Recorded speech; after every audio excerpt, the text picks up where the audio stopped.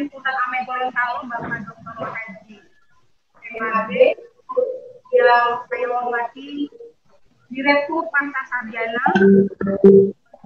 YN Sultan Amir Gorontalo, Bapak Profesor Dr. Haji Kasim Yahiji MAG, yang saya hormati Wakil Direktur Pasca Sarjana YN Sultan Amir Gorontalo, Bapak Dr. Erwin Taib MAG, Bapak Ibu Kaprodi, Sekretaris Prodi Pasca Sarjana YN Sultan Amir Gorontalo, Bapak Ibu Saudara sekalian yang sempat bergabung mengikuti webinar pada pagi hari ini. Terima kasih atas kesediaan dan waktunya. Yang di sini saya menyapa ada yang dari berbagai macam perguruan tinggi PTKI maupun PTKIN, perguruan tinggi umum, dan Bapak Ibu guru yang ada di SMA, SMK, madrasah.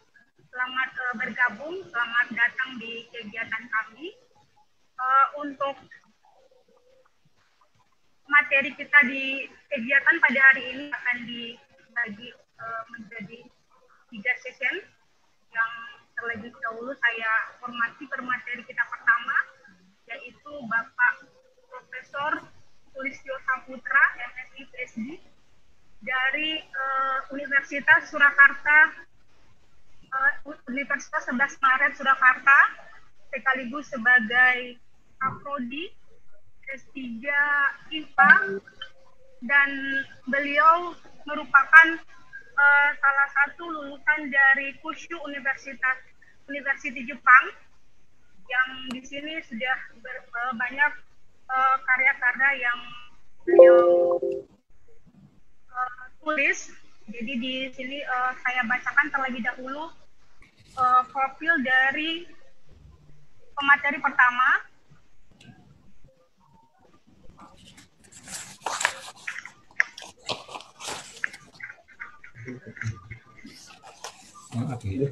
Pas giliran saya proses nggih. Nggih, apa itu? Sehat selalu nggih. Nggih, salam. Beliau adalah untuk yang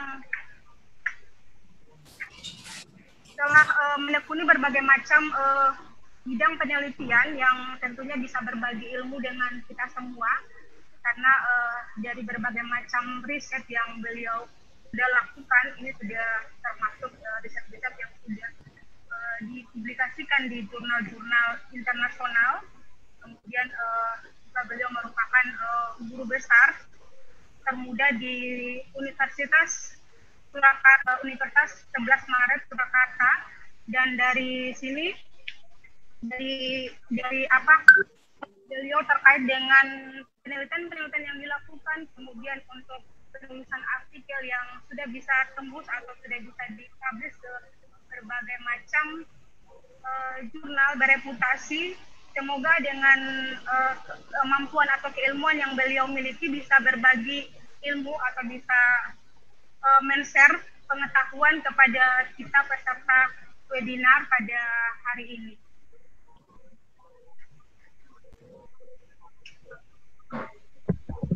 Untuk itu kesempatan pertama dipersilakan kepada pemateri kita, Bapak Profesor Sulistyo Saputra, MSc PhD, untuk membawakan materi terkait dengan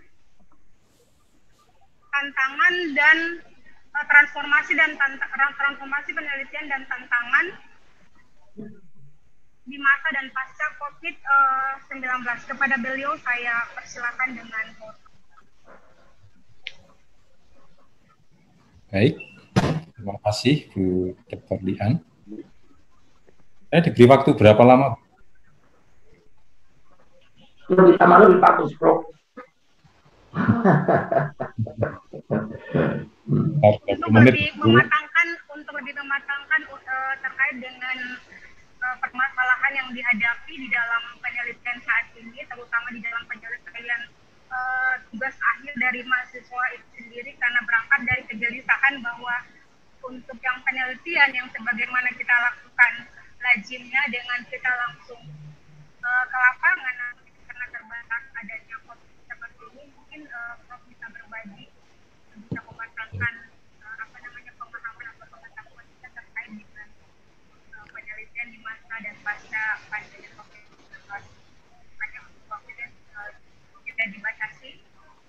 namun di sini perlu kami ingatkan bahwa untuk waktu pelaksanaan dari 10 sampai dengan kita silakan Prof. Ya. Baik, terima kasih. Assalamualaikum warahmatullahi wabarakatuh. Waalaikumsalam warahmatullahi wabarakatuh. Ya, pertama kami menyampaikan terima kasih atas undangan dari IAIN Gorontalo untuk berdiskusi mengenai penelitian di era pandemi COVID-19 ini. Terima kasih kami sampaikan kepada Dr. Haji Haji selaku Rektor IAIN Sultan Amai Gorontalo, Prof. Kasim selaku Direktur Pasca Sarjana IAIN Gorontalo, Bapak Dr. Herson Anwar selaku Kaprodi Magister Pendidikan Islam, juga tidak lupa Sekretaris Prodi Magister Pendidikan Islam Dr. Lian G. Otaya, serta Bapak Ibu kalian yang sudah hadir bergabung pada webinar. Alhamdulillah kita semuanya diberikan kesehatan, ya. Kita bertemu di acara webinar ini sekaligus bersilaturahim di antara kita, utamanya staf pengajar dari berbagai perguruan tinggi, baik perguruan tinggi keagamaan maupun perguruan tinggi umum. Mohon izin saya akan share materi.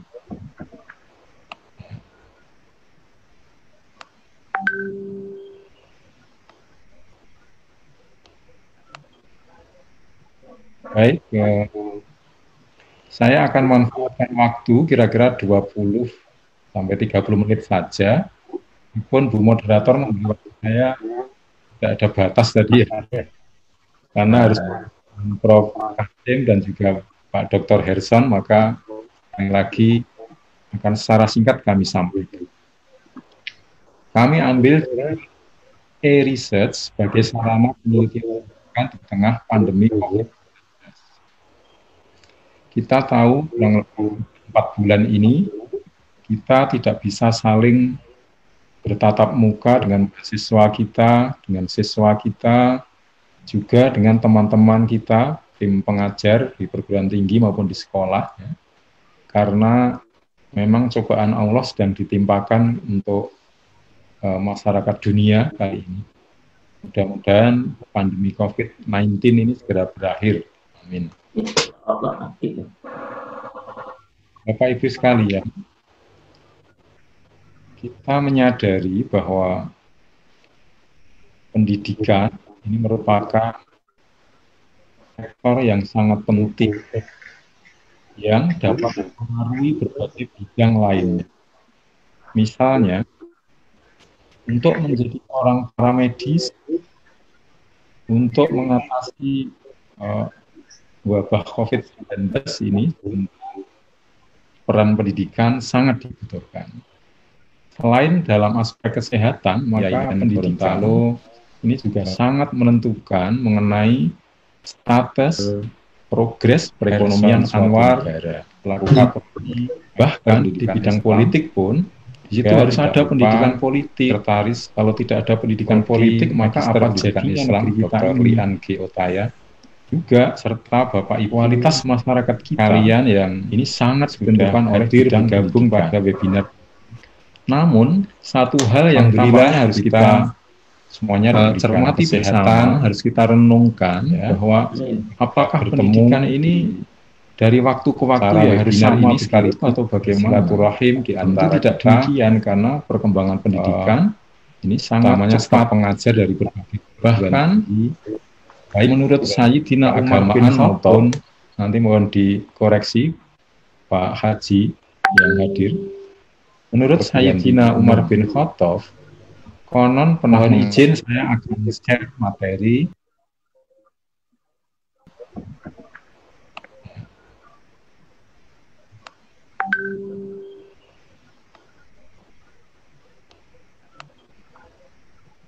Baik, saya akan memanfaatkan waktu kira-kira 20 sampai 30 menit saja.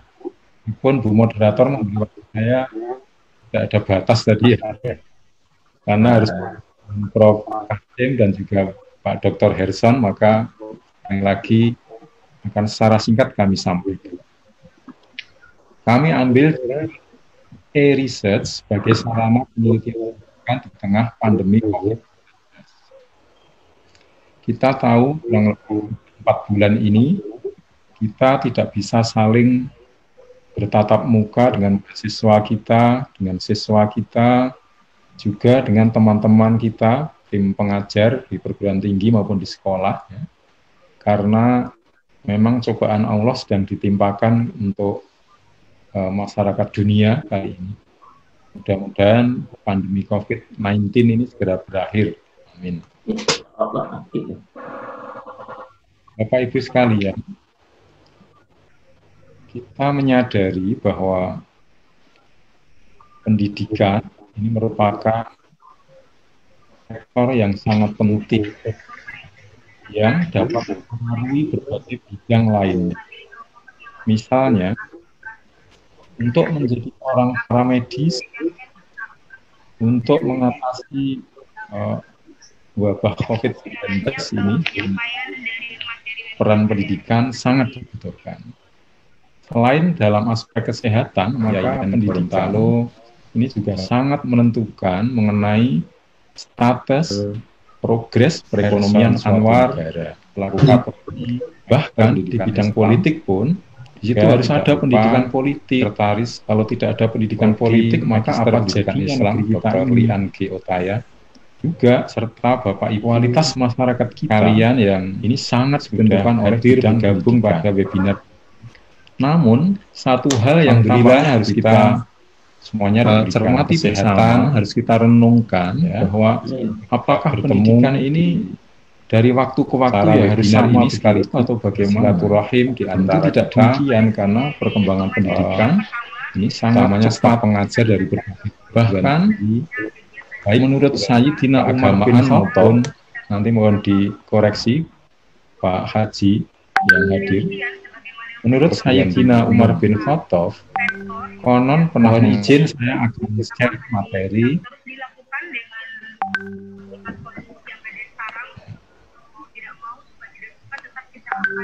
melaksanakan itu, dan terutama bagi mahasiswa yang sedang menyelesaikan tugas atau yang sedang saya akan memanfaatkan waktu kira-kira 20 sampai 30 menit saja. Meskipun Bu Moderator memberi waktu saya tidak ada batas tadi ya, karena harus Prof. Kasim dan juga Pak Dr. Herson, maka yang lagi akan secara singkat kami sampaikan. Kami ambil e-research sebagai sarana penelitian di tengah pandemi COVID. Kita tahu kurang lebih 4 bulan ini kita tidak bisa saling bertatap muka dengan siswa kita, juga dengan teman-teman kita, tim pengajar di perguruan tinggi maupun di sekolah, ya. Karena memang cobaan Allah sedang ditimpakan untuk masyarakat dunia kali ini. Mudah-mudahan pandemi COVID-19 ini segera berakhir. Amin. Bapak Ibu sekalian, kita menyadari bahwa pendidikan ini merupakan sektor yang sangat penting yang dapat mempengaruhi berbagai bidang lainnya. Misalnya, untuk menjadi orang paramedis,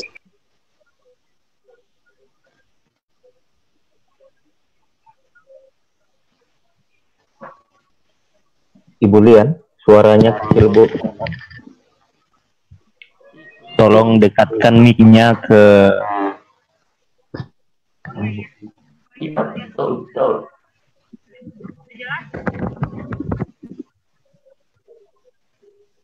Kecil, Bu. Masih kecil, Bu.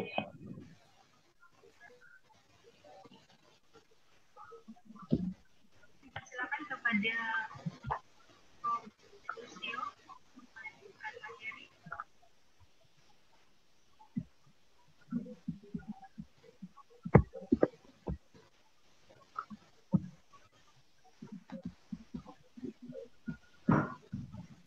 Ya, Assalamualaikum warahmatullahi wabarakatuh.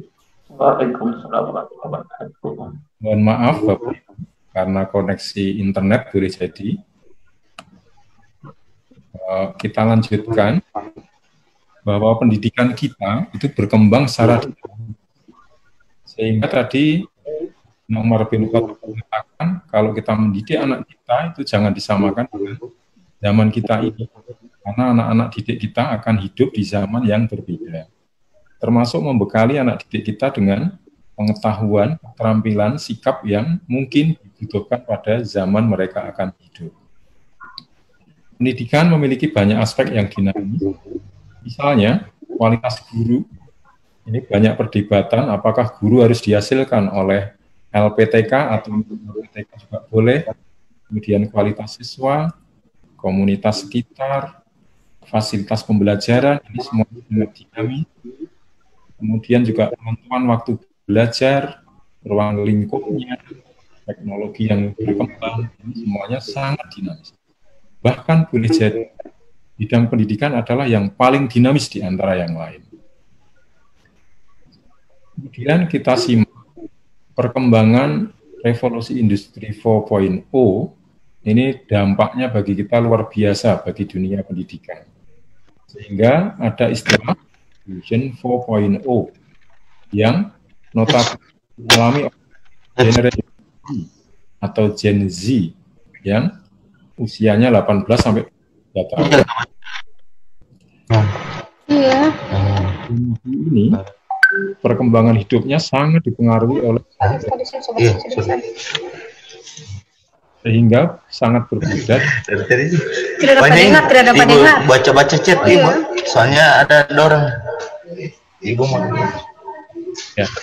Jadi kita kenal peserta didik Gen Z ini lebih terbiasa dengan aktivitas hands-on atau hands-on activity.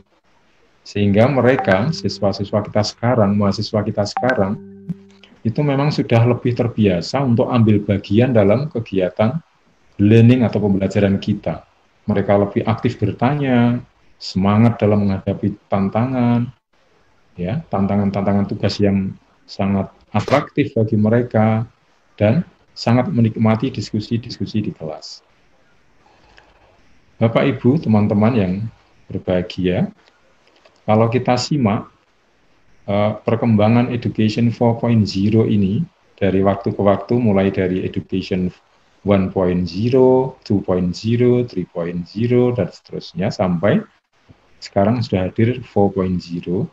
Ini ada karakteristik yang cukup berubah drastis, mulai dari learners-nya sendiri, proses learning-nya, knowledge yang ditransmisikan, yang disampaikan, kemudian dari sisi academics, ya, dari sisi pembelajaran atau teaching-nya, dari teknologi, maupun dari learning location. Kalau misalnya sekarang ini kita belajar, meski kampus sedang tidak dibuka, kita bisa belajar melalui online. Ini juga salah satu ciri dari Education 4.0. Karakteristik yang lain yang bisa kita amati sekarang, di era Education 4.0 ini, ya, pembelajaran sekali lagi bisa anywhere, anytime.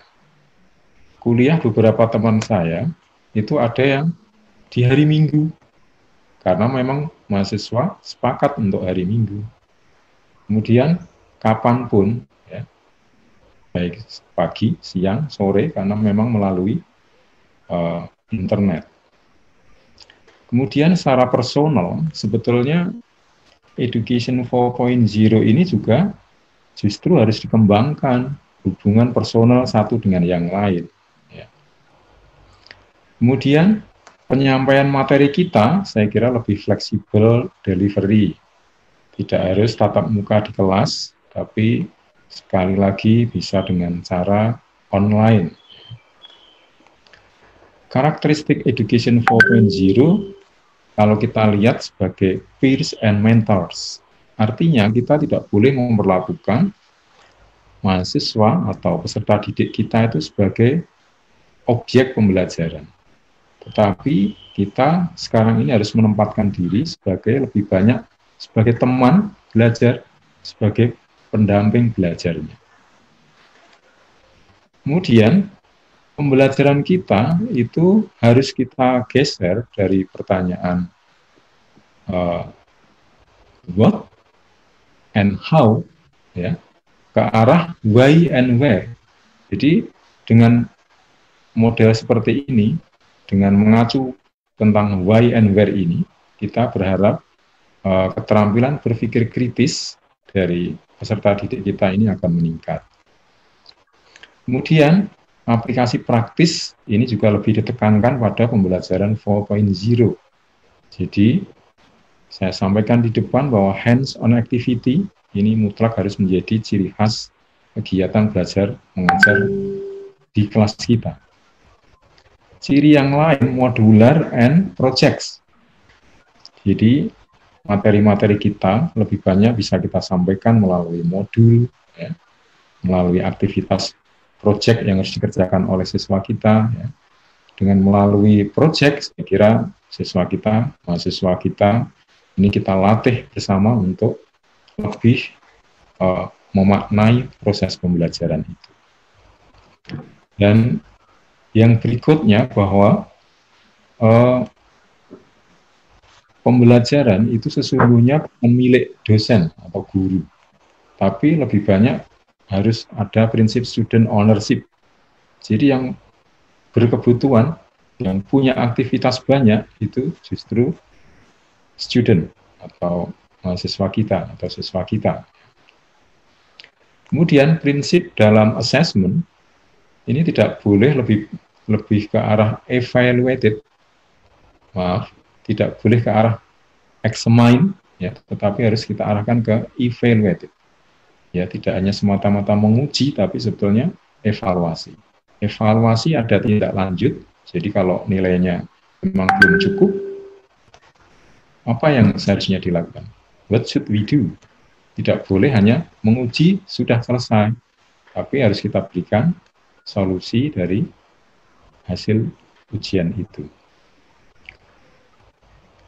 Kita pahami bersama di era sekarang ini, yang tadinya bahwa sebelum pandemi itu kita masih sedikit sekali menggunakan teknologi dan lebih banyak masih sederhana. Kemudian e-learning yang dilakukan juga masih jarang. Ya. Lebih banyak kita menggunakan e-learning itu untuk penugasan. Betul begitu Bapak Ibu? Betul. Iya, lebih banyak untuk memberi tugas kepada mahasiswa atau siswa kita waktu itu ya. Atau mungkin beberapa sampai sekarang juga masih seperti itu, sehingga dikomplain oleh peserta didik. Jadi banyak tugas. Gitu. Kemudian pembelajaran belum sepenuhnya student-centered. Keterampilan 4C ini hanya sebatas dipelajari, belum diterapkan. Tapi coba sekarang kita amati, kita renungkan, kondisi setelah adaptasi, mulai era new normal ini bagaimana. Ternyata, penggunaan teknologi pada pembelajaran menjadi lebih luas. Bukan hanya sebagai fasilitas pendukung, tetapi justru sekarang ini hampir setiap rumah itu pasang instalasi internet. Jadi memang belajar siswa kita, anak-anak kita, mahasiswa kita itu semuanya menggunakan internet. Jadi penggunaan teknologi komunikasi, utamanya internet, ini menjadi media utama sekarang. Juga e-learning saat ini menjadi pilihan yang paling tepat. Kalau kemarin hanya untuk penugasan, Bapak Ibu ya, sekarang e-learning ini dapat digunakan untuk menyampaikan materi, di samping juga memberikan penugasan mandiri, sampai pada proses assessment-nya itu bisa kita lakukan melalui e-learning ini.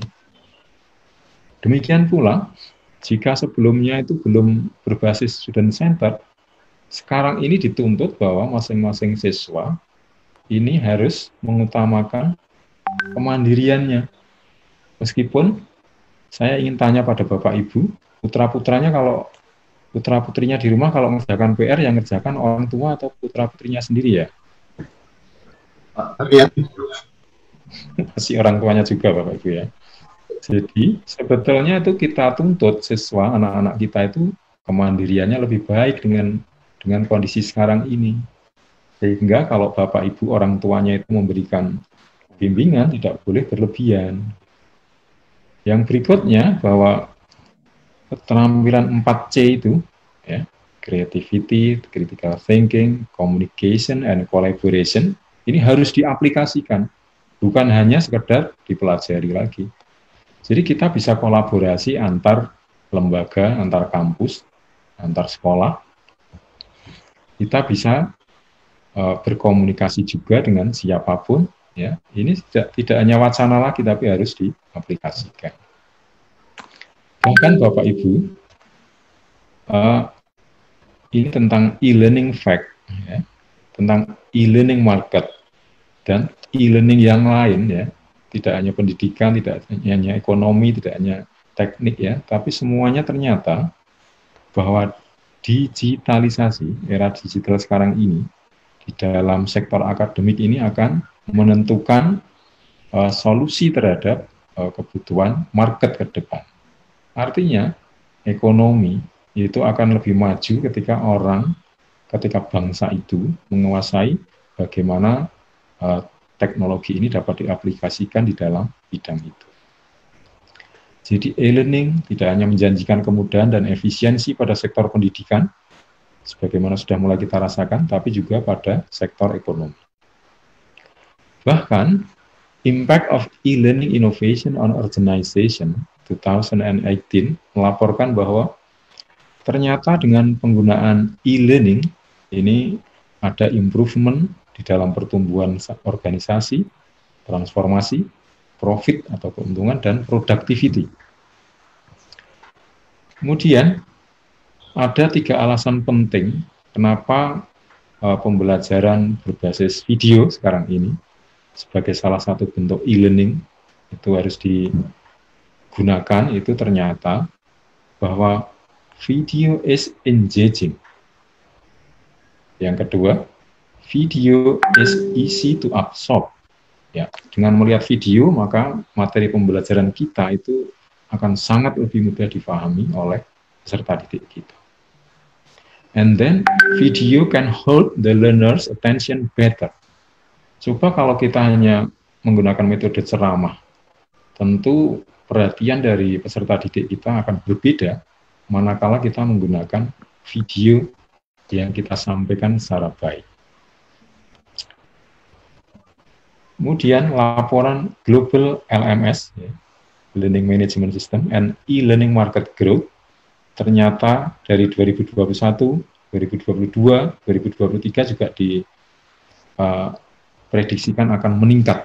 Sehingga peran e-learning ini sekali lagi tidak hanya pada pendidikan, tapi juga berbagai bidang. Bapak Ibu, sebelum kita masuk ke penelitian di era new normal ini, ya, semasa era pandemi maupun pasca pandemi, coba kita perhatikan sekarang ini, online education pada era new normal sekarang ini, apa yang menjadi sangat booming. Pertama, webinar. Bapak Ibu di setiap perguruan tinggi sekarang menawarkan webinar. Bahkan kadang-kadang dalam sehari, Bapak Ibu akan kebingungan mau ikut webinar yang mana gitu. Betul atau tidak Bapak Ibu? Ya, jadi saking banyaknya webinar yang ditawarkan, maka ini salah satu yang merupakan cara kita berbagi, cara kita saling belajar di era new normal sekarang ini. Juga e-learning, kemudian blended learning, paduan antara off dan online learning ini juga menjadi sangat dibutuhkan. Juga flip learning. Termasuk sekarang yang namanya kuliah itu sebetulnya tidak harus ke kampus-kampus. Karena di MIT itu sudah menyediakan online university. Di universitas-universitas ternama di luar negeri itu ada online university. Juga riset kita ini juga harus kita sesuaikan karena kita boleh jadi tidak memungkinkan untuk mengumpulkan data langsung ke lokasi penelitian, ke sampling site, ke sekolah. Ya. Oleh karena itu harus dipikirkan juga di dalam era new normal ini riset harus seperti apa. Juga tes online. Kita tahu untuk masuk ke perguruan tinggi sebetulnya kita bisa sekarang ini pakai UTBK yang hari ini di UNS juga sedang berlangsung. Mungkin juga di perguruan tinggi lain juga saya kira sama. Jadi semuanya mengarah ke online education, online test, online assessment, ya, dan seterusnya. Bapak Ibu, pemanfaatan internet saya kira pada masa pandemi ini mutlak tidak bisa dihindarkan. Oleh karena itu ya secara tidak langsung ini panen bagi jasa telekomunikasi. Ya, kita lebih banyak kan hanya pengguna, tapi sebetulnya yang banyak diuntungkan dari sektor ekonomi termasuk penyedia jasa komunikasi ini. Kita tahu e-learning tadi mutlak dibutuhkan jaringan internet. Bahkan kita bisa agak kecewa ketika jaringan internet kita sedang low misalnya.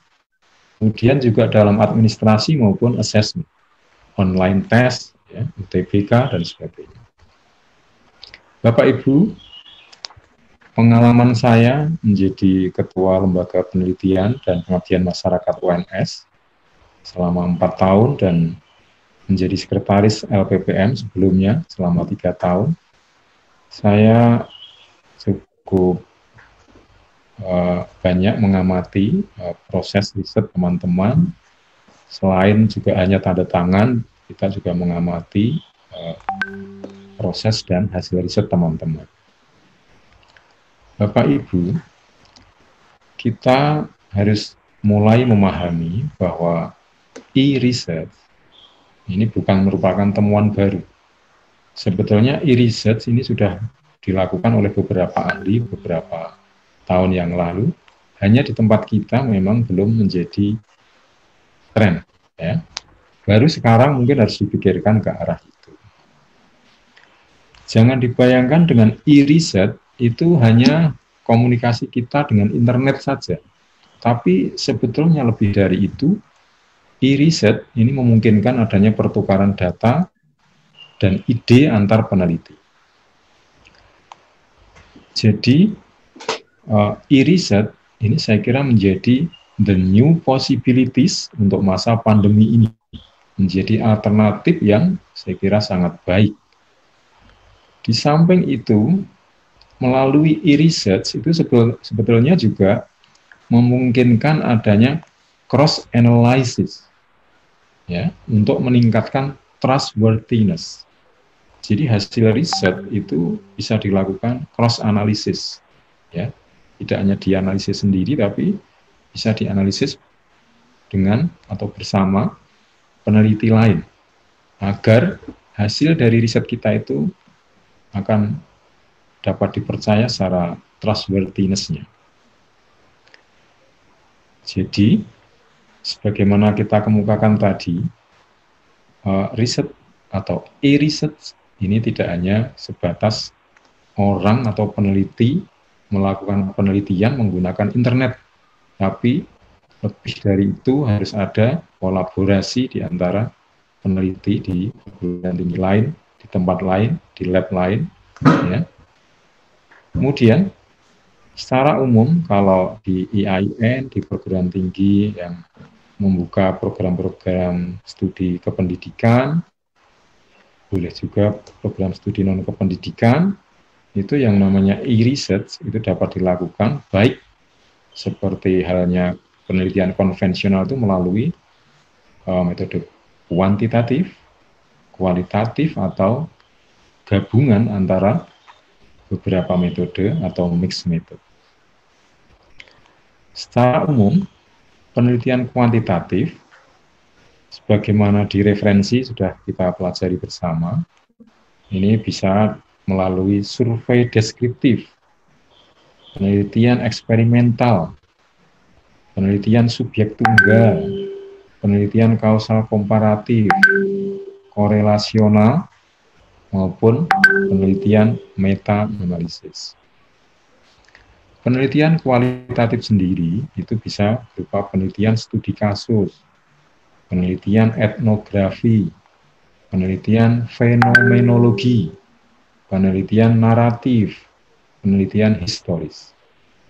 Dengan mixed method, kita bisa lakukan penelitian tindakan atau action research maupun evaluasi program.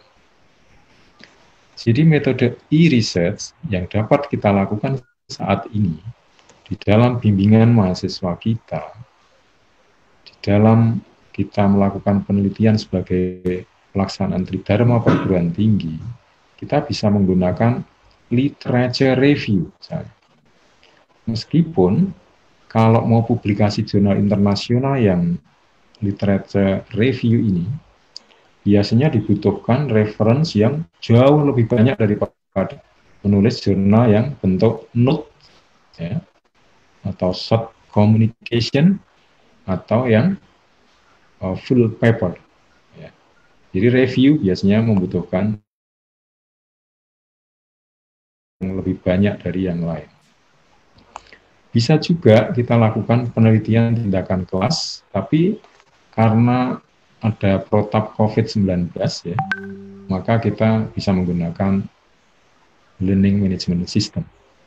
Atau bisa juga melalui penelitian kualitatif, melalui metode survei dan wawancara, tapi bukan survei dan wawancara langsung datang ke lokasi, melainkan dengan bantuan platform di internet. Bapak Ibu yang saya hormati, teknik pengumpulan data pada e-research. Ya. Pengumpulan data pada setiap jenis penelitian itu dapat dilakukan melalui bantuan platform yang ada di internet.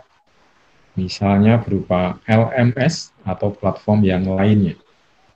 Bapak Ibu tentu sudah kenal Google Form.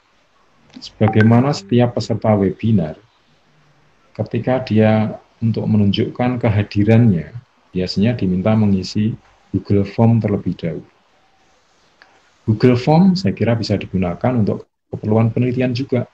Misalnya, kita berikan beberapa kuesioner, ya, angket yang berisi beberapa pertanyaan untuk mengungkap sesuatu yang kita inginkan dalam research, itu bisa kita sebarkan melalui Google Form ini.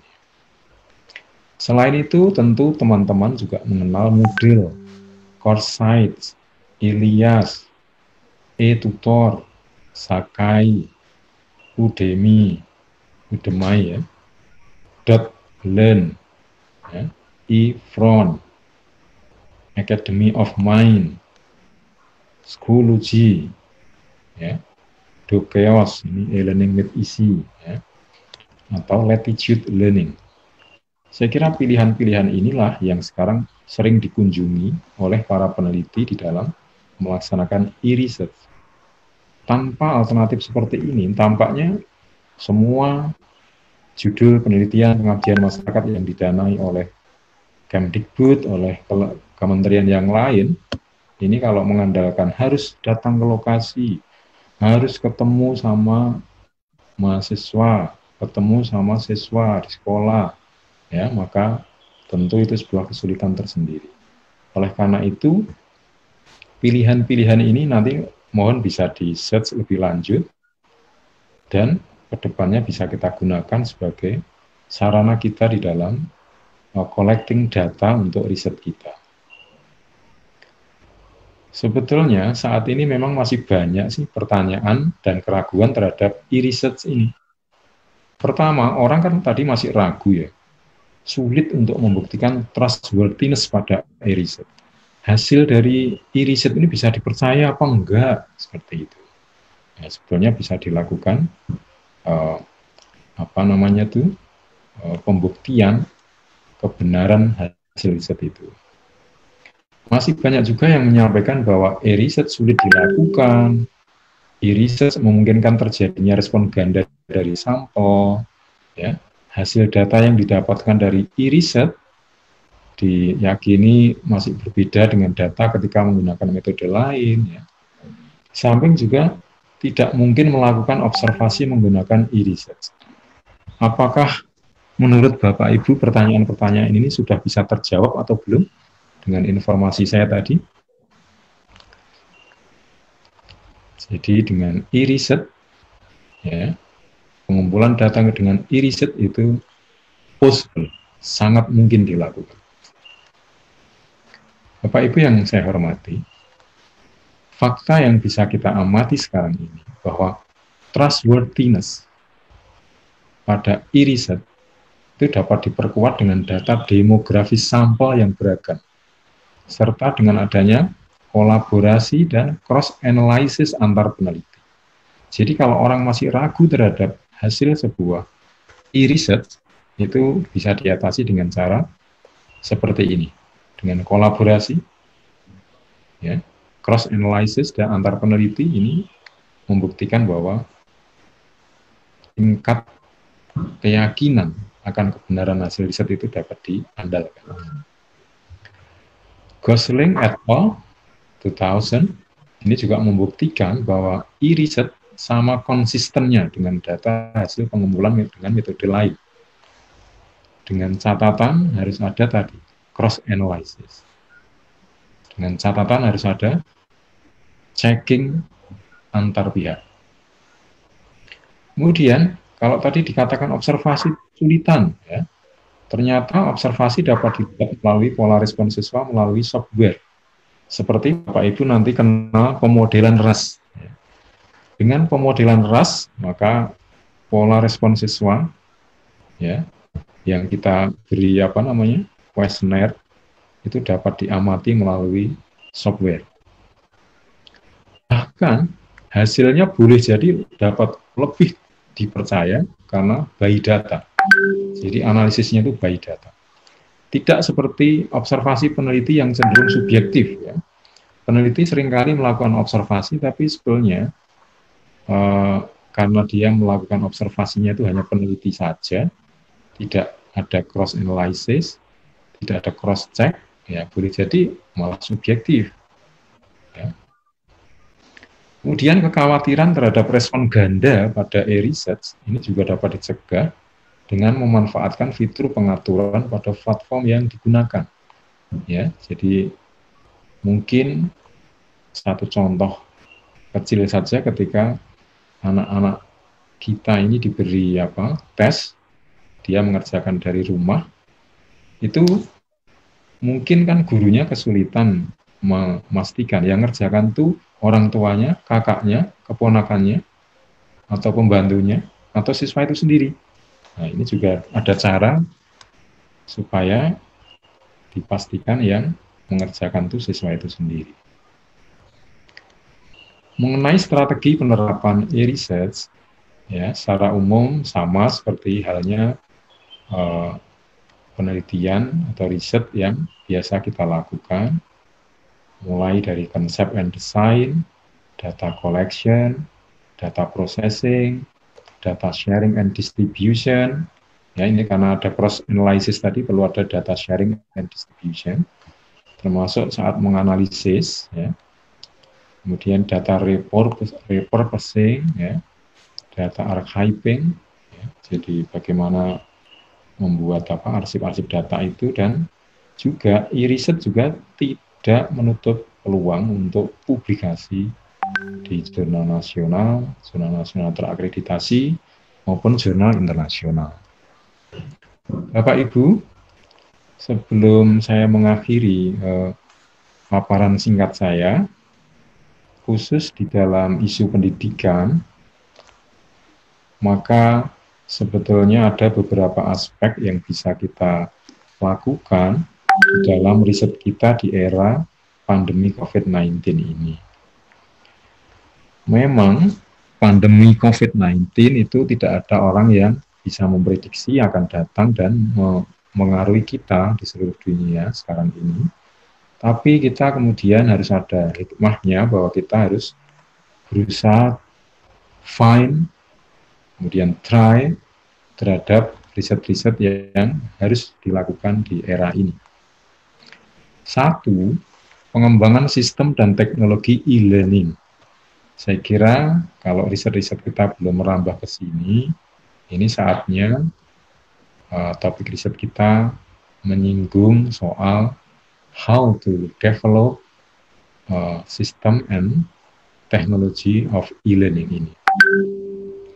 Juga pengembangan interface pada media untuk mendukung e-learning, ini juga menjadi aspek atau isu yang menarik untuk dilakukan. Pendekatan untuk memahami dan mendukung komunitas pendidikan, ini bisa dilakukan secara etnografi. Pengembangan teknik dan aktivitas pembelajaran yang dibutuhkan peserta didik selama penerapan e-learning. Di samping e-learningnya sendiri, ini beberapa teman ini sedang mengembangkan e-assessment. Jadi, how to assess our student ketika eranya seperti ini. Ini bisa dikembangkan juga. Di samping untuk pengembangan pembelajaran untuk uncertain incomplete knowledge.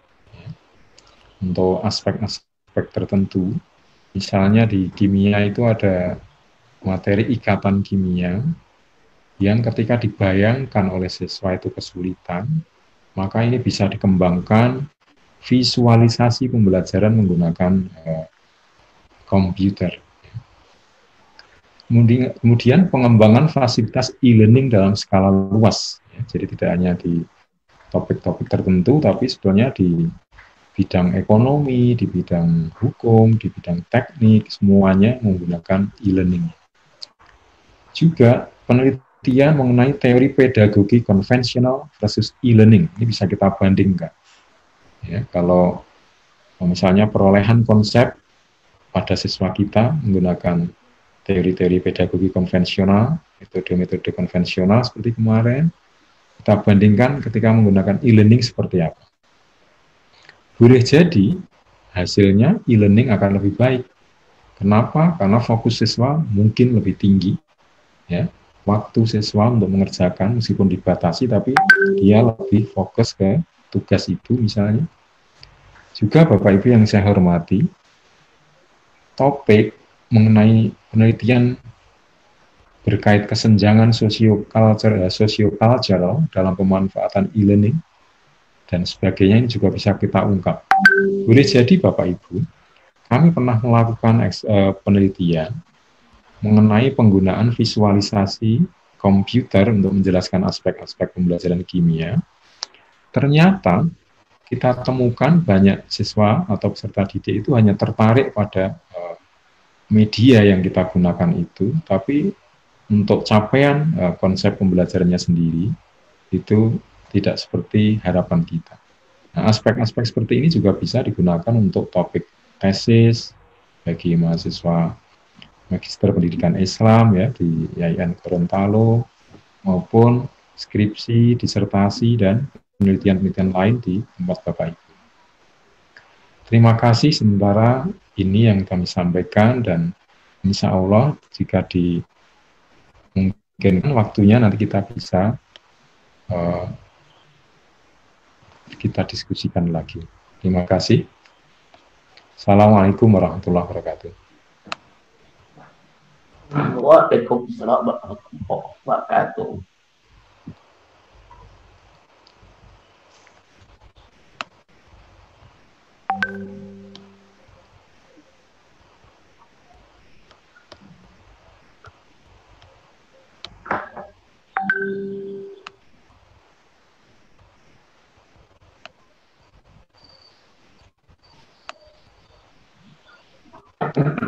Halo, kemudian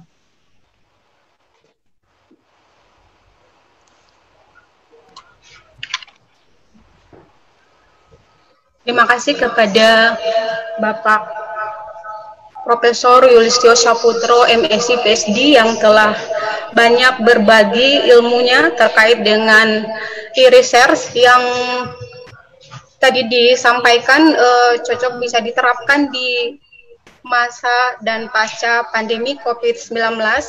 Meskipun e-research sendiri ini bukan merupakan temuan baru, tapi ini bisa dijadikan sebagai salah satu alternatif untuk dijadikan sebagai salah satu riset yang tadi disampaikan bahwa untuk kendala di dalam melakukan penelitian, terutama untuk penelitian lapangan terkait dengan teknik pengumpulan data yang digunakan pada umumnya. Dan di sini banyak variasi teknik-teknik pengumpulan data yang berbasis digital yang kita bisa manfaatkan untuk bisa mengatasi permasalahan-permasalahan terkait dengan penelitian yang akan dilakukan oleh mahasiswa, begitu pula dengan dosen. Jadi ini merupakan masukan yang sangat konstruktif ketika di dalam melakukan penelitian yang tadinya kita langsung lakukan di lapangan, ini kita bisa menggunakan berbagai macam fasilitas internet, dan ini juga memungkinkan kita bisa mengadakan kolaborasi dan memungkinkan adanya pertukaran data, atau bisa menggunakan data-data yang sudah ada, tinggal bagaimana kita bisa memformulasi kembali data-data tersebut untuk bisa dijadikan sebagai temuan baru atau temuan menarik dari penelitian yang ada, baik itu penelitian yang dilakukan secara kualitatif, kuantitatif, atau di gabungan dari kedua jenis penelitian. Jadi terima kasih Prof atas ilmu yang dibagikan kepada kami dan peserta webinar.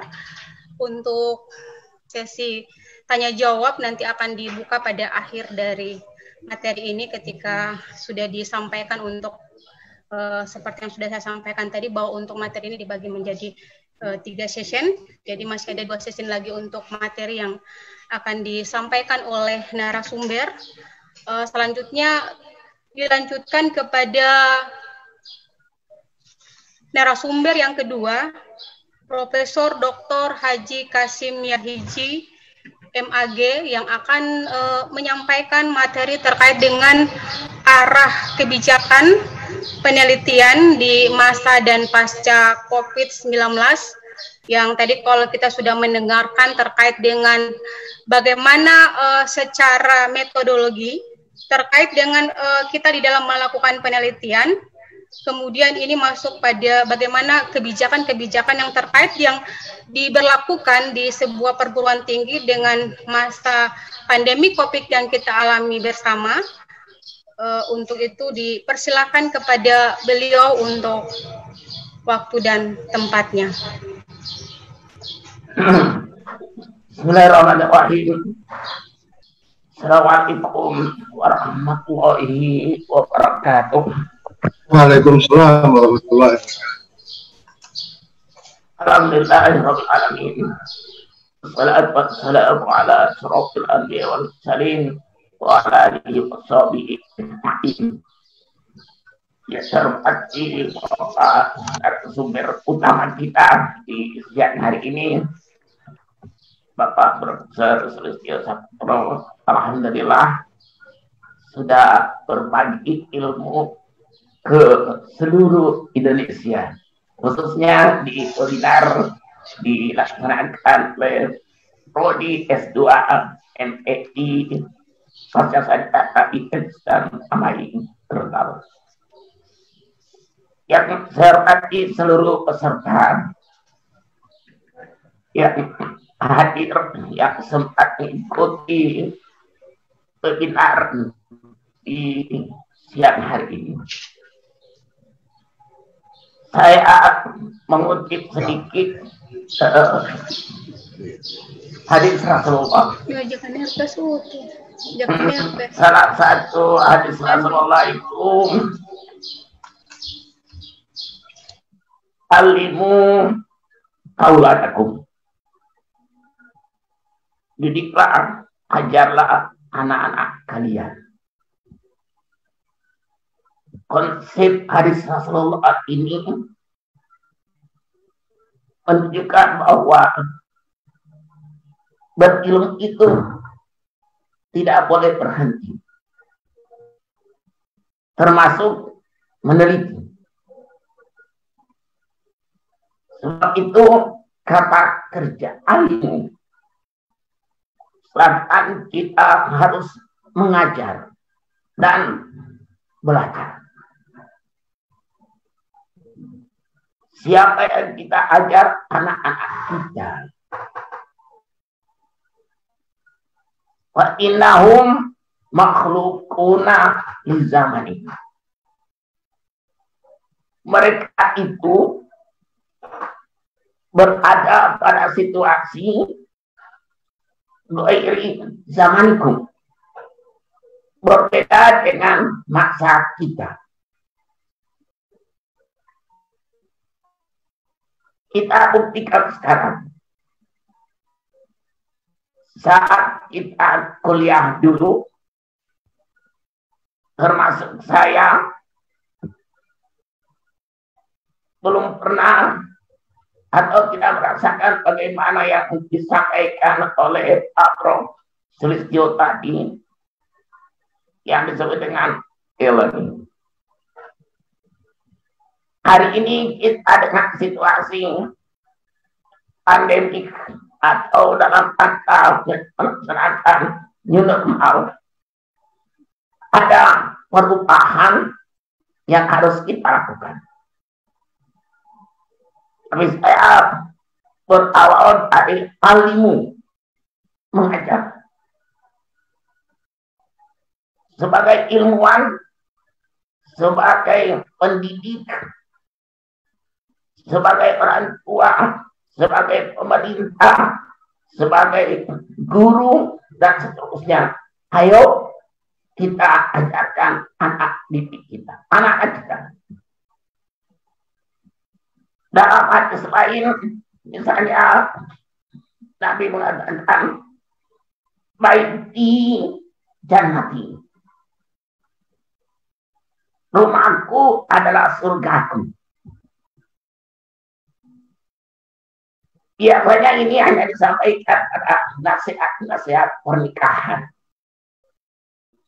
Sekarang kita ambil satu hakikat daripada hadis ini. Rumah kita itu menjadi madrasah, menjadi tempat mendidik. Di bulan Ramadan yang lalu misalnya, 1 bulan penuh kita bersama anak-anak, bersama keluarga, satu rumah, melaksanakan kegiatan bersama. Jannati, jadilah dia menjadi surga. Dalam hal penelitian di era new normal ini, ataupun masih di masa pandemik COVID-19, rumah itu menjadi tempat kita untuk kerja. Para dosen lebih banyak menulis daripada berkata. Guru-guru lebih banyak membuat sesuatu yang bersifat ilmiah. Mahasiswa pun seperti itu juga.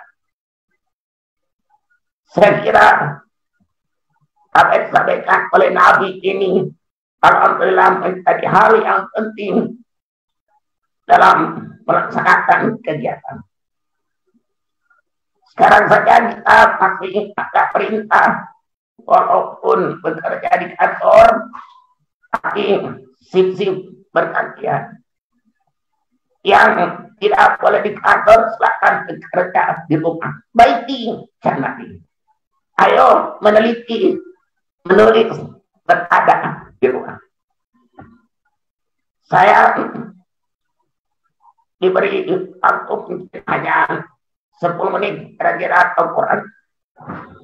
Ada kebijakan pendidikan era new normal ini. Sesungguhnya penelitian sudah ada. Kemarin saya datangi oleh mahasiswa.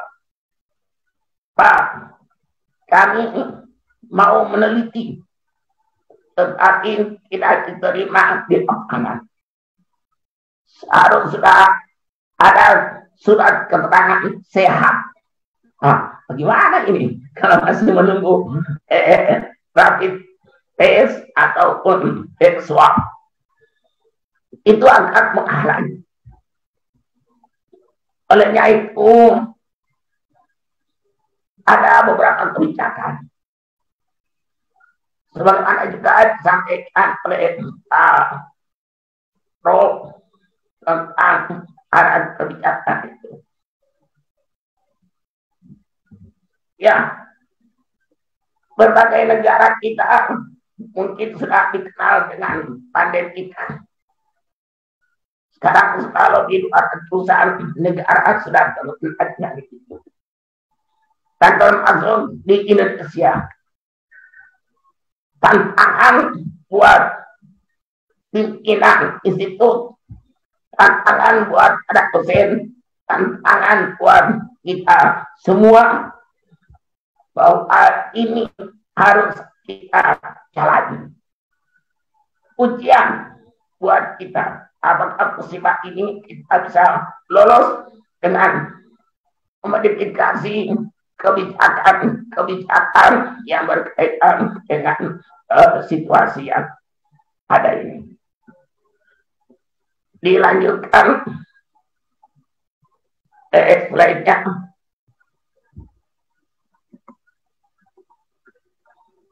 Dilanjutkan slide. Ya. Aturan yang ada saya kira sudah berlaku di mana-mana. Sudah ada, kita laksanakan sejak pertama, dan hari ini juga kita sudah memasuki nomor baru. Jadi kita harus memperhatikan juga protokol kesehatan yang ada. Ya, akhirnya silakan diteruskan. Ya, ada beberapa hal yang terkait dengan new normal ini. Perubahan perilaku kita. Mari kita lihat saja di dosen-dosen kita. Ada yang sudah, mungkin ada yang sudah lebih mau di rumah terus daripada berada di kantor. Tapi kalau misalnya kita menggunakan konsep Rasulullah, IT dan nanti, insya Allah, saya kira no problem. Demikian pula mahasiswa kita. Dan ini perilaku yang ada di mana-mana. Tetapi dalam mencegah terjadinya penularan COVID ini, kita harus waspada. Di era new normal ini, kita harus membangun struktur pengetahuan dan kesadaran. Ayo kita belajar dan mari kita membangun pikiran kita, hati kita, jiwa kita untuk bergerak lebih lagi menuju kepada normal dan menuju ilmu kita lebih terpapis di mana-mana. Menjadi sumber data yang dapat dikali. Jadi alhamdulillah ini dulunya mungkin ya tidak pernah merasakan ini. Sekarang dengan era normal ini menjadi sumber data yang dapat dikali dan dikaji dari berbagai bidang riset. Penelitian di mana-mana, webinar disampaikan oleh Pak Prof itu di mana-mana. Nggak tahu kita mau ikut kapan. Hampir semua ya sudah ada di IN Gorontalo. Hari ini sudah series yang ke-5. Masih ada lebih 10 lagi ke depan. Tapi itulah ya baiknya juga di era new normal atau di era pandemi COVID-19 menjadi starting point. Jadi ada poin-poin yang menjadi hal yang terbaru yang mencari hikmah di balik apa. Seandainya tanpa ada wabah ini mempertemukan seluruh yang hadir pada saat ini kurang lebih 260 orang, itu sulit. Tapi sekarang kita berhadapan walaupun tidak bersentuhan. Berarti ada poin hikmah yang harus kita ambil. Menambah ilmu kita, menambah silaturahim kita, menambah juga penelitian kita, baik mahasiswa dan juga para dosen. Saya sampaikan juga pada Prof. di ya kalau itu masih kekurangan guru besar. Kalau itu sekitar 230-an dosennya. Guru besar itu baru 3 orang. Itu pun lahir di saat lahirnya pandemi COVID-19, yaitu bulan November Desember 2019. Jadi ada hikmah juga di balik COVID-19 ini. Nah, hikmah itu di COVID. Nah, sekarang di era new normal ini, ya mudah-mudahan akan kembali lagi guru besar lainnya. Apalagi kalau di saat-saat normal lagi. Ini juga bantuan dari kita semua dalam hal penelitian. Bagaimana dengan penelitian secara normal ini? Jadi kita bekerja di rumah, saya sudah sampaikan tadi. Alhamdulillah, dosen-dosen kami sekarang banyak mereka juga menulis, ya mempubliskan di jurnal-jurnal nasional, jurnal internasional, baik yang berputasi maupun tidak. Sudah banyak mereka menulis. Demikian pula mahasiswa kami, walaupun kondisi seperti ini, ya kegiatan perkuliahan meningkat, ujian tesis berjalan juga, ya lebih banyak dengan online, tapi sedikit demi sedikit sudah mulai normal, tetap online. Namun kalau ada persetujuan dari semua pihak yang penting menaati protokol kesehatan, bisa dilaksanakan secara offline. Karena kita juga butuh juga hasil-hasil penelitian yang lebih dari itu. Lanjut. Lanjut.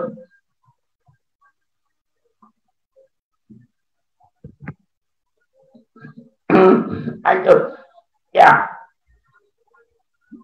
Peneliti tentunya dia harus mengetahui bahwa arti luas merujuk pada setiap orang yang melakukan aktivitas menggunakan sistem. Peneliti di sini adalah mahasiswa, peneliti di sini adalah dosen, peneliti di sini adalah guru, peneliti di sini adalah para pengawas. Dan siapa saja yang ingin menyumbangkan hasil penelitian menjadi peneliti. Iqra bismillahirrahmanirrahim, yaitu kita diajarkan untuk meneliti, mengamati melalui bacaan, membaca bagaimana situasi alam sekarang, bagaimana situasi mahasiswa kita, situasi para dosen kita. Semua itu adalah kita sebagai peneliti. Dan arti khusus arti merujuk kepada individu-individu, ya. Jadi insya Allah dengan pendekatan metode ilmiah, tentunya khususnya dosen-dosen kami menjadi guru besar dalam aturan di dikti atau di input itu harus punya jurnal Scopus. Mudah-mudahan ya di era new normal ini akan ada juga Scopus yang mungkin dukungan juga dari semua pihak. Peneliti adalah bisa jadi adalah seorang ahli pada satu bidang atau lebih dalam ilmu pengetahuan. Lanjut.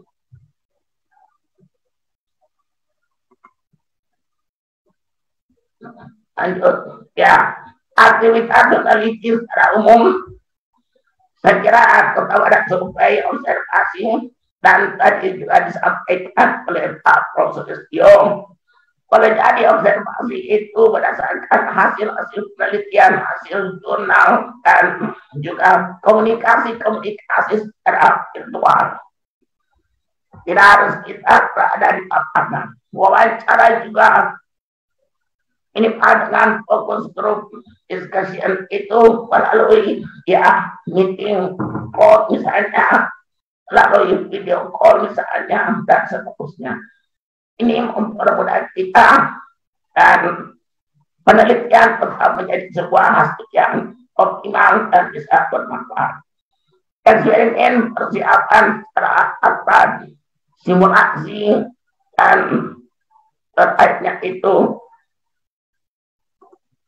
kita harus diseminasi, dan jangan lupa semua juga ini butuh anggaran, butuh biaya, dan jika pikiran baik dari semua yang berkompeten dalam hal penelitian.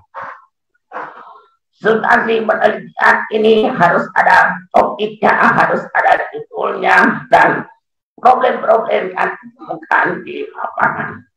Saya kira hal-hal yang ini aja dulu yang saya sampaikan di Bapak sekalian, walaupun nanti kita lihat seperti apa mindset sebuah topik penelitian, dan harus punya novelty. Karena novelty itu adalah sebuah jantung riset kita. Hasil penelitian itu bisa menggerakkan kehidupan kita, bisa menghidupkan wajah kampus, bisa menghidupkan seluruh keilmuan kita di mana-mana. Dan penemuan-penemuan itu adalah bermanfaat untuk lembaga, bermanfaat juga untuk bangsa kita, dan bermanfaat untuk anak didik kita, peserta didik kita, guru-guru kita, pengawas dan terutama di IAIN Gorontalo, yaitu bahasa sarjana, boleh menjadi sebuah temuan dan bermanfaat dalam membangun kampus ke depan. Saya kira ini aja dulu secara singkat materi saya. Nanti kita akan lebih banyak diskusi dan mendapatkan masukan-masukan dari seluruh warga yang hadir atau seluruh peserta yang dapat bergabung dengan kami yang ada di sini. Solusinya sudah disampaikan di sini, yakni kita harus daur kembali seluruh hasil penelitian lama. Jadi direkayasa untuk bisa menjadi sebuah data yang efektif, yang lain juga sangat memungkinkan untuk dilakukan. Mengumpulkan data secara daring, alhamdulillah sekarang daring sangat biasa untuk digunakan dalam mengumpulkan data, memaksimalkan sumber-sumber literasi, dan menggunakan metode-metode ilmiah yang sudah diterapkan di mana-mana. Akhirnya, Bapak Ibu sekalian, mari kita bantu mahasiswa kita, sebab mereka juga tidak akan bisa melaksanakan ujian tanpa harus ada penelitian, tanpa ada skripsi, tanpa ada disertasi, tanpa ada tesis. Mereka tidak bisa ujian. Mungkin ada aturan, dan insya Allah mungkin dari Pak Sulistyo, kalau di masa pandemi ini misalnya seharusnya 100%, tapi ada kebijakan hanya 60%, jadi 60% sama dengan 100%. Di normal ini mungkin meningkat 75% sama dengan 100%. Nanti di saat normal baru itu 100%. Mahasiswa kita walaupun ada kebijakan perpanjangan 1 semester sesuai dengan aturan bikin, tetapi di pasar sarjana Sultan Gorontalo kami tetap berprinsip ada aturan bahwa mahasiswa tahun akademik misalnya 2019-2020 harus selesai pada bulan Agustus 2020, Sehingga kami 2021 tetap terima kasih Ketua Agung, walaupun situasinya yang mungkin berbeda dengan situasi seperti yang sebelumnya. Mari kita berikan solusi yang terbaik dengan catatan tetap menjaga kualitas daripada hasil penelitian, kualitas daripada institusi, kualitas daripada tesis, dan kualitas daripada disertasi. Demikian saya kira Ibu Moderator ya sebagai pengantar dari saya. Tadi kita kembalikan. Mudah-mudahan baik kita nanti di rumah kita bekerja, tapi rumah adalah tempat kita meraih surga. Kesenangan dalam meneliti, kesenangan dalam menggunakan IT, kesenangan dalam mengembangkan ilmu-ilmu kita demi untuk kepentingan bangsa negara dan anak-anak kita.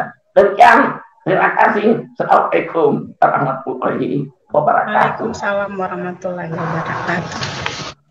Terima kasih kepada narasumber kita yang kedua, Bapak Profesor Dr. Haji Kasim Yahiji MAG, yang telah menyampaikan bagaimana kebijakan arah penelitian di era new normal yang tentunya kita tahu bersama ini merupakan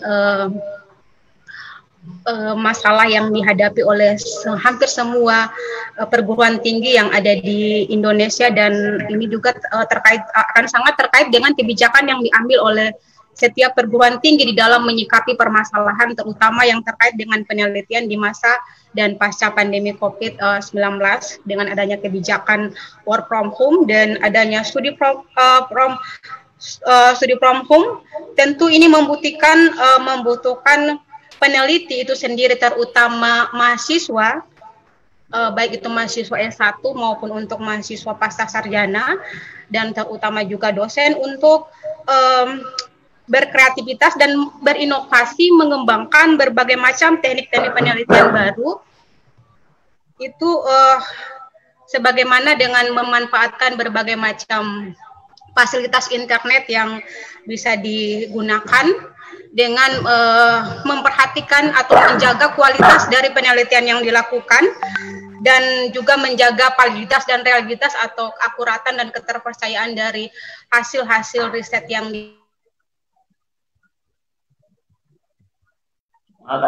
tenang mati.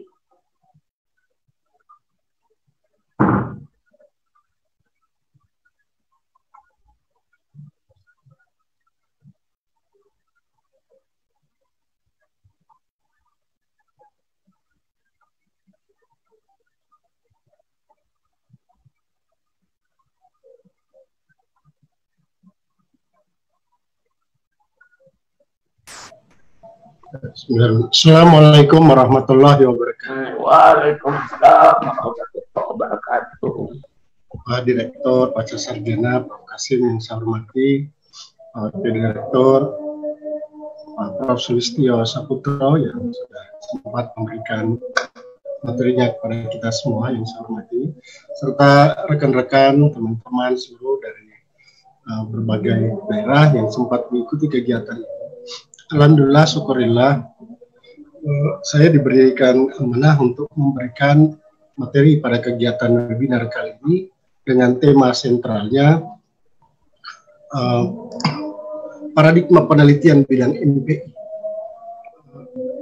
Oleh karena penyelenggaranya adalah manajemen pendidikan Islam, saya mencoba memberikan ilustrasi paradigma ke-MPI-an itu sendiri. Nah, untuk paradigma ke-MPI-an itu sendiri,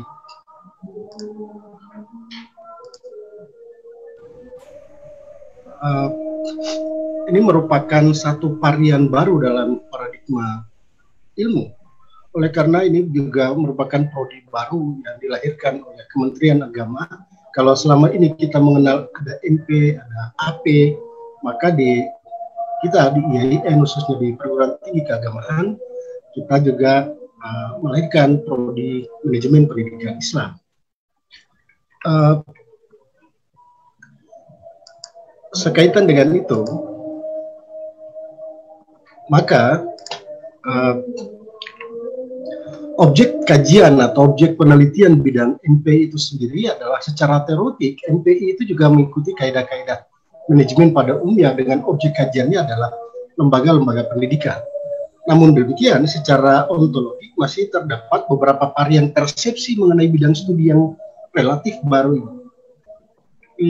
Dari namanya, bidang kajian ini merupakan bidang kajian lintas disiplin, interdisciplinary course, bahkan multidisipliner. Jika pemisahan istilah adalah manajemen plus pendidikan Islam, namun jika pemisahannya adalah manajemen plus pendidikan plus Islam, maka bidang kajian merupakan bidang kajian multidisiplin atau multidisipliner course. Bisa juga pemisahan adalah manajemen pendidikan plus Islam. Untuk IAIN Gorontalo, mungkin di beberapa perguruan tinggi saya kurang mengetahuinya, tapi kalau kita di IAIN Gorontalo, memilih paradigmanya manajemen pendidikan plus Islam. Oleh karenanya, implikasi dari model kajian semacam itu adalah mengkaji, dituntut untuk menguasai lebih dari satu macam disiplin ilmu. Di satu sisi, pengkaji dituntut untuk menguasai ilmu manajemen secara umum, dan di sisi lain, dituntut untuk menguasai konsep-konsep pendidikan Islam dengan menggunakan Al-Quran dan hadis sebagai cara pandang. Ini tentu bukan pekerjaan mudah. Nah, seperti ini variannya. Oke, next yang berikutnya, secara ontologi, manajemen pendidikan Islam menetapkan kawasan berdasarkan fakta empirik dan konsep teoritik, MPI itu sendiri. Manajemen adalah sebuah konstruk teoritiknya dan pendidikan adalah konsep substantif, tetapi masih pada tingkat generik. Sedangkan Islam adalah konsep substantif di tingkat partikularistik. Dengan demikian, secara definitif, MPI adalah proses mengelola lembaga-lembaga pendidikan Islam seperti madrasah, pondok pesantren, lembaga-lembaga pendidikan tinggi Islam dengan menggunakan Islam, dalam hal ini Al-Quran dan hadis sebagai cara pandang atau perspektif. Diyakini lembaga-lembaga pendidikan tersebut memiliki ciri khas atau ciri khusus yang membedakannya dengan lembaga pendidikan lainnya, sehingga diperlukan model pengelolaan secara khusus pula. Di madrasah atau di pondok pesantren tentu ada dinamika tersendiri di dalam pengelolaannya. Di dalam paradigma penelitian, tentu kita meyakini paradigma itu sendiri adalah cara pandang, keyakinan, dan kesepakatan peneliti mengenai cara fokus permasalahan dipahami dan dikaji. Secara ontologis, secara epistemologis, atau secara metodologis. Ini merupakan dimensi-dimensi dan ada beberapa dimensi lainnya. Tetapi secara ontologis kita coba lihat, membahas apa yang ingin diketahui dalam penelitian itu sendiri. Sementara secara epistemologi menanyakan bagaimana alat tersebut diketahui. Dan secara metodologis mencari cara untuk mengetahui sesuatu. Ini merupakan landasan dalam paradigma riset. Ada positivisme, konstruktivis, pragmatis, subjektivisme, dan kritis. Saya mempercepat karena waktu di kami, Pak Prof, di Gorontalo itu sudah memasuki waktu jam 12. Makanya saya mau ingin cepat-cepat aja lah ini. Di dalam paradigma penelitian sebagaimana yang kita ketahui semua, ada sebuah kegelisahan dan kadang-kala terjadi penafsiran-penafsiran yang berbeda tergantung pada cara pandang kita. Oleh karenanya, saya tidak mau berlama-lama di situ. Next, kadang-kala riset ini sisi kuantitatif dan kualitatif itu ada pertanyaan-pertanyaan mendasar. Apa sih kuantitatif, kualitatif itu metode? Apakah kuantitatif kualitatif itu adalah approach atau pendekatan? Ataukah kuantitatif kualitatif itu adalah jenis analisis? Ini di tingkatan kita yang sering terjadi perdebatan-perdebatan ini. Apakah kuantitatif sama dengan statistik? Oleh karenanya, kualitatif tidak ada statistik dan angka-angka seperti itu yang selama ini yang kita dengar. Apakah kuantitatif kualitatif juga adalah jenis data? Konstruktivis sama dengan penelitian kualitatif, sementara positivistik adalah kuantitatif. Penelitian kualitatif hanya data kualitatif, sementara penelitian kualitatif lebih mudah. Itu dalam tren kita selama ini.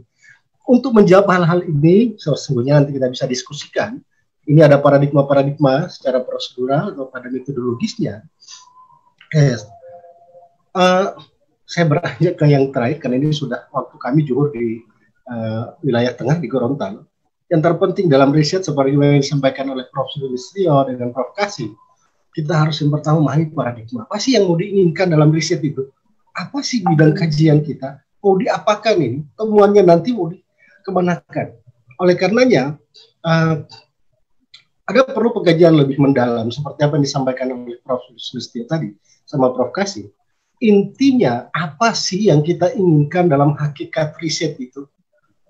kita mau mengungkap apa sesungguhnya, instrumen apa yang kita gunakan, seperti apa prosedur cara kerjanya, dan objek materinya, subjek formalnya seperti apa. Ini saya kira harus kita telah lebih lanjut, sengaja di bidang ke-MPI-an itu sendiri. Tadi saya sudah sampaikan bahwa ada 3 varian penting yang harus dilakukan. Di bidang manajemen, bidang pendidikan, dan bidang Islam. Nah, dimensi-dimensi ini akan lebih enak kita diskusikan, tapi ini keterbatasan waktu, karena saya diamanahkan oleh Prof. Kasim di sini, oleh Pak Rektor, untuk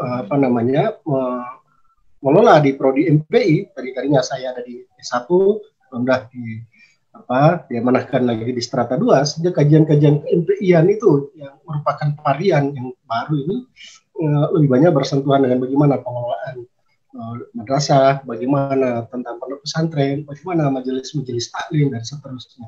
Ada pendekatan dalam riset ini harus dilakukan dan berbeda. Bisa didekati dengan berbagai macam atau ragam riset, dan semuanya bisa. Apalagi sekarang kita menggunakan dengan riset itu sendiri. Oleh karenanya saya berharap mahasiswa strata 1 maupun strata 2 dan strata 3 itu kita lebih memahami, mendalami, dan lebih mendekatkan diri kita dengan IT. Alhamdulillah banyak hikmahnya yang bisa kita dapatkan dengan pandemi COVID ini. Terima kasih Bu Dr. Lian. Saya kira ini karena sudah waktu, cukup dari saya. Nanti insya Allah kalau masih ada diberi kesempatan untuk diskusi, kita diskusikan.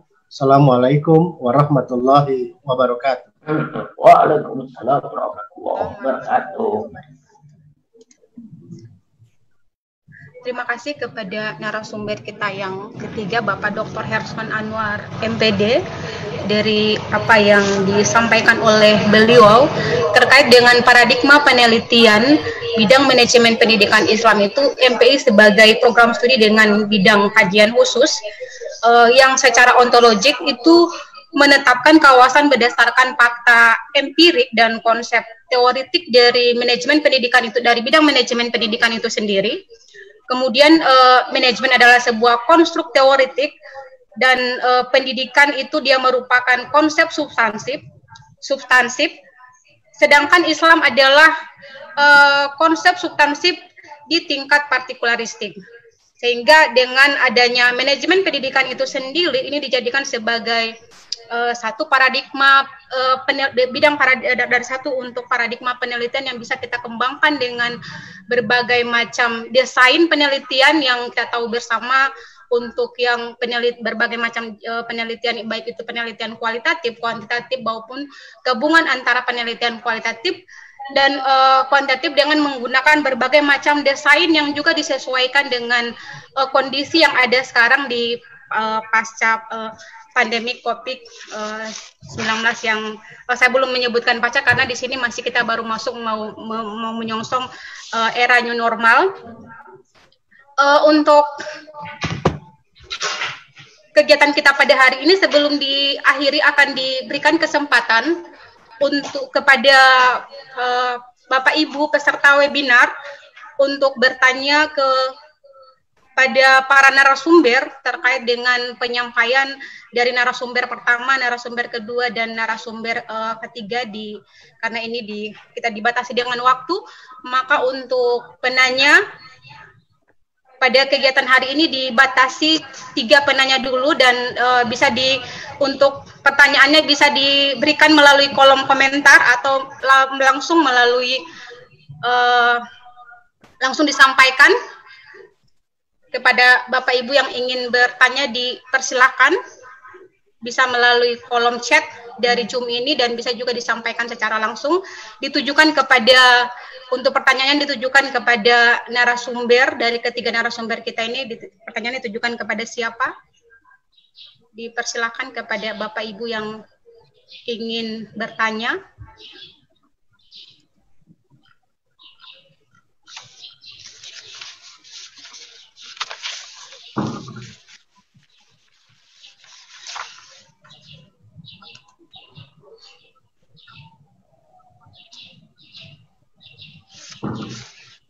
Kepada Bapak Ibu yang ingin bertanya.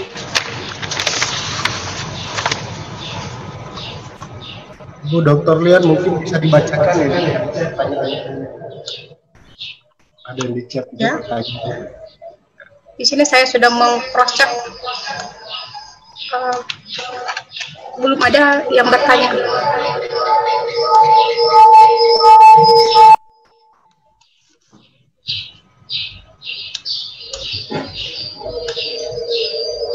Mungkin barangkali dari Bapak Ibu tidak ada pertanyaan lagi yang ingin dikonfirmasi kepada narasumber kita pada hari ini. Untuk itu langsung saja sebelum kegiatan kita pada hari ini akan ditutup, kita akan mendengarkan bersama closing statement yang disampaikan oleh narasumber kita.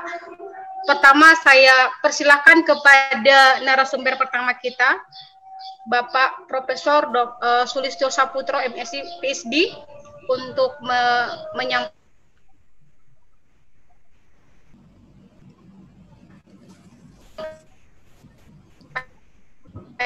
closing.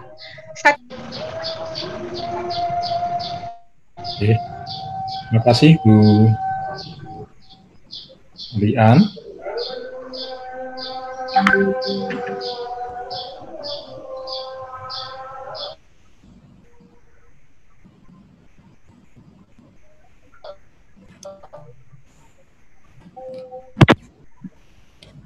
Baik, Bu Lian.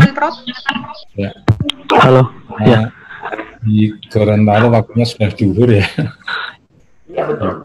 Di Solo baru jam 11. Ya, selamat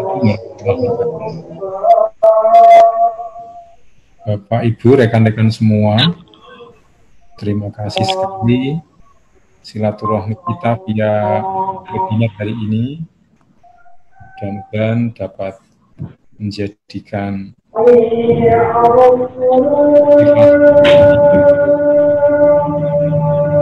terus meneliti ya. Halo. Meskipun kita tahu di era pandemi ini kita semua harus terus berinovasi. Riset-riset kita yang sudah didanai dari Kemdikbud, dari kementerian, dari perguruan tinggi masing-masing ini tetap harus berjalan. Tidak boleh kemudian beralasan bahwa karena pandemi maka kita hentikan sampai di sini, nggak boleh seperti itu. Tapi kita sekali lagi harus mencari inovasi agar pengumpulan data kita dapat berlangsung tanpa harus hadir secara fisik ke lokasi penelitian. Sekiranya topik-topik penelitian, skripsi, tesis, dan disertasi mahasiswa kita menjadi kesulitan karena tidak bisa hadir secara fisik ke lokasi penelitian, maka bisa kita lakukan literature review, bisa kita melakukan penelitian yang pengumpulan datanya melalui Google Form, melalui kuesioner online, ya. Dan yang tidak boleh dilupakan adalah untuk menjaga agar hasil penelitian kita memiliki validitas, reliabilitas, trustworthiness yang baik, ya. Maka penting dilakukan cross analysis, ya. Juga perlunya dilakukan kolaborasi antar peneliti sehingga terjadi cross check dan check and balance dari proses maupun hasil riset kita itu. Kemudian sedikit saran untuk panitia, tadi beberapa ada pertanyaan sebetulnya sudah nulis di chat, terus mau bicara tapi tampaknya masih di-mute oleh panitia tampaknya ya. Oh iya. Tapi tidak ada masalah, ini mudah-mudahan ke depan bisa kita manage dengan lebih baik ya. Tapi inisiatif IAIN Gorontalo mengadakan webinar ini saya kira satu aspek yang harus diapresiasi setinggi-tingginya. Kami lihat teman-teman dari berbagai perguruan tinggi dan juga sekolah ini hadir dalam kesempatan ini. Mudah-mudahan kita bisa saling berkomunikasi di lain waktu ya. Mungkin ketika ingin diskusi lanjut tentang penelitian, tentang publikasi ilmiah internasional, atau mungkin juga sekali waktu kita diskusi tentang bagaimana sih naik pangkat dengan efektif gitu ya. Juga kita harus diskusi bersama. Ya. Satu informasi, saya dulu mengajukan guru besar itu hanya 1,5 tahun setelah lulus dokter, Bapak Ibu. Jadi 1,5 tahun setelah lulus dokter, alhamdulillah usulan guru besar saya disetujui. Silakan Dr. Lian dan teman-teman yang sudah lektor kepala, ya, bisa menyiapkan naik jabatan. Saya kira demikian. Terima kasih. Mohon maaf atas segala kekurangan. Mudah-mudahan bermanfaat diskusi kita hari ini.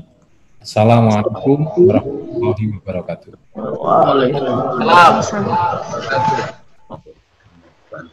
Demikian closing statement yang disampaikan oleh narasumber kita yang pertama. Apa masih bisa Prof ada ini peserta yang bertanya terkait dengan kewajiban di dalam melakukan penelitian terdahulu, baik itu penelitian kualitatif atau kuantitatif, apakah perlu dianjurkan untuk melakukan kajian penelitian terdahulu, dan bagaimana di dalam menganalisis data penelitian kualitatif. Ini dari Bapak Edward Baini, ditujukan kepada Prof. Sulistyo. Ya. Baik Pak Edward, saya kira analisis terhadap hasil penelitian terdahulu ini sebaiknya dilakukan, mengingat state of the art dari sebuah penelitian itu justru harus diawali dari apa sih aspek-aspek yang sudah dilakukan baik oleh peneliti lain maupun kita sendiri sebagai peneliti, dan aspek mana yang belum dilakukan. Ini saya kira state of the art-nya akan kelihatan.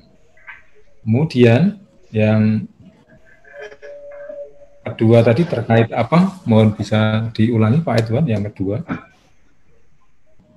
Kedua terkait dengan untuk analisis data, terutama difokuskan kepada analisis data penelitian kualitatif. Analisis data penelitian kualitatif ini mutlak diperlukan adanya otomatis di bawah sini ya? Simpan di bawah sini. Sumber data maupun cross check antara jenis data yang dikumpulkan. Kiranya tidaklah mungkin sebuah penelitian kualitatif ini hanya dilakukan pada sampel yang terbatas ya biasanya ya. Tidaklah mungkin kemudian digunakan untuk mengambil kesimpulan secara umum, tidak bisa seperti itu. Oleh karena itu karakteristik riset kualitatif memang dibutuhkan metode analisis data yang khusus. Tapi prinsip bahwa cross check antara sumber data, cross check antara jenis data yang dikumpulkan saya kira harus dilakukan. Mohon diingat istilah triangulasi di dalam riset. Saya kira istilah lainnya bisa cross analysis, bisa triangulasi ya. Ini harus dilakukan untuk menjaga trustworthiness ya, bahwa data yang kita kumpulkan memang meyakinkan ya dari seluruh aspek gitu. Baik, saya kira demikian. Ada satu Prof. Ada satu lagi pertanyaan dari Ibu Ernawati yang menanyakan bagaimana cara melakukan wawancara penelitian kualitatif di masa pandemi, karena kan tidak tahu bersama bahwa untuk penelitian kualitatif itu data primernya itu kan dikumpulkan melalui wawancara. Di masa sekarang ini kan mungkin tidak bisa dilakukan secara langsung atau sebagaimana lazimnya. Baik, Bu Ernawati, dari mana Bu Ernawati? Bu Ernawati ini tidak menyebutkan, cuman dari Pekanbaru. Pekanbaru. Iya. Baik. Terima kasih Bu Ernawati. Iya Pak. Untuk melakukan wawancara tentang kualitatif di era pandemi, kita bisa melakukan coba gunakan fasilitas video call. Gunakan fasilitas video call. Ketika itu belum terlibat aspek-aspek yang kita inginkan, tolong Ibu buat questionnaire melalui Google Form. Dengan Google Form kita bisa sampaikan kepada responden ya, kuesioner yang kita inginkan itu dengan efektif. Ya, Ibu mau buat 10-15 pertanyaan wawancara, tuliskan di dalam Google Form. Nanti responden akan memberikan jawaban atau respon terhadap permintaan data Ibu itu dengan baik. Dan ketika kita harus hadir secara fisik ke lokasi tidak mungkin, saya kira sekarang justru ada keuntungannya Ibu. Kalau hadir secara fisik mungkin kan terbatas waktu, terbatas biaya Ibu. Nah, dengan Google Form itu Ibu bisa cari dengan efektif, efisien, dan kemudian selain Google Form, fasilitas ujian online lain itu juga masih banyak. Tadi sudah saya paparkan di dalam PPT, itu bisa cek satu persatu. Tapi semua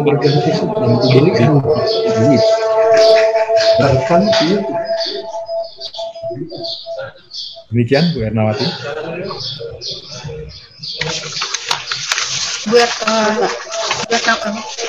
Terima kasih Pak, terima kasih Bu. Ya, cukup jelas atas jawabannya. Masih bisa Prof, ini masih ada yang bertanya terkait dengan validitas reliabilitas dari sebuah instrumen yang diuji cobakan di masa COVID seperti ini, karena salah satu dari keberhasilan dalam melakukan penelitian itu akan sangat tergantung dari teknik pengumpulan data, yang tentunya teknik pengumpulan data itu dia membutuhkan instrumen sebagai alat pengumpul data. Jadi data itu akan baik ketika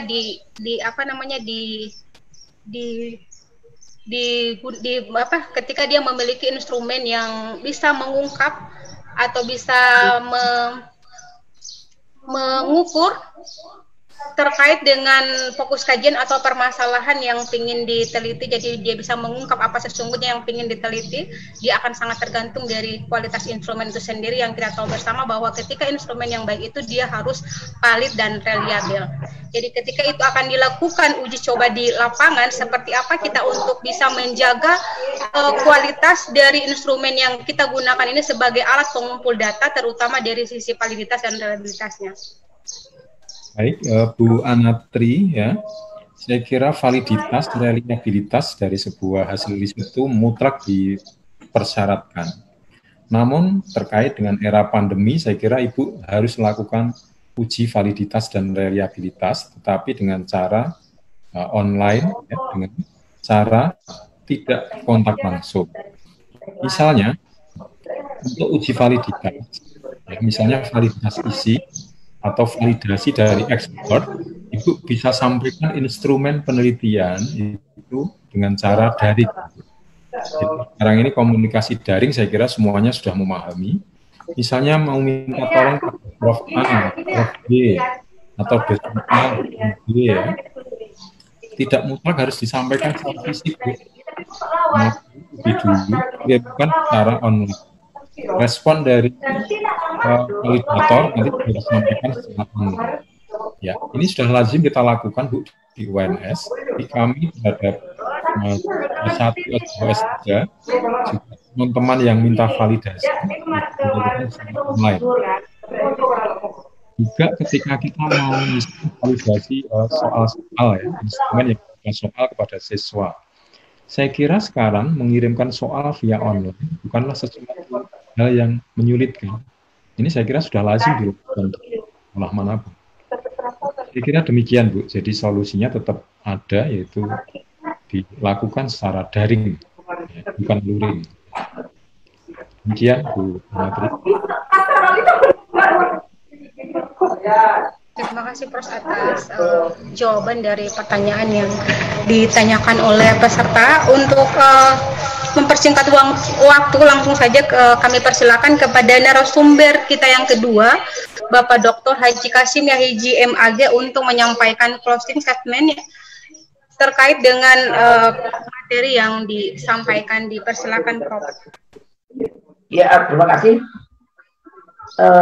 Sebelumnya saya mengucapkan dulu ucapan terima kasih kepada Bapak narasumber utama kita, Prof. Sulistyo Saputra. Terima kasih, Prof. Yang kedua, terima kasih saya kepada seluruh